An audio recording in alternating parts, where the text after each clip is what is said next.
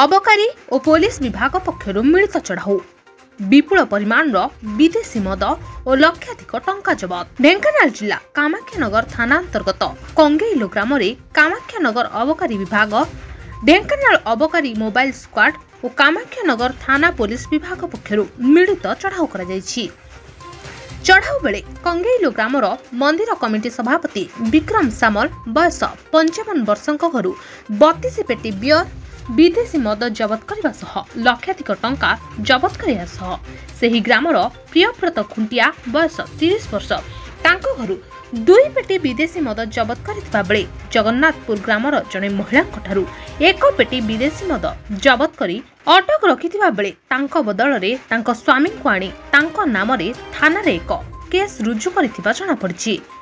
बहु दिनरु विदेशी मद बिक्री करुवा सूचना पाई चढ़ाऊ करथिबा जणा पड़छि। आज विशेष सूत्ररु खबर पाई ढेंकानाल जिलापाल और अबकारी अधिकारी निर्देश क्रमे एही चढ़ाऊ करा जायतिला। एठारे प्रश्न उठे पुलिस विभाग अधिकारी माने जन को गिरफ करी अन्य जनक नाम रे केस रुजु करुछंती केउ स्वार्थ रे ताहा देखिबाकू बाकी रहिला। आज जिलापाल सरोज कुमार सेठी एक्साइज सुपरडेंट प्रदीप कुमार पाणिग्राही को निर्देश थिला।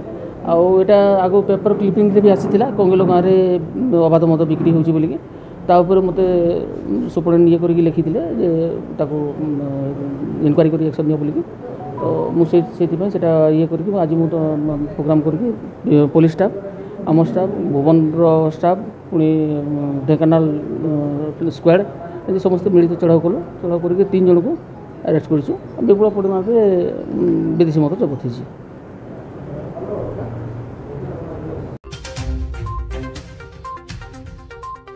कामाख्यानगर प्रकाश कुमार पात्र रिपोर्ट संभव टीवी ओडिया।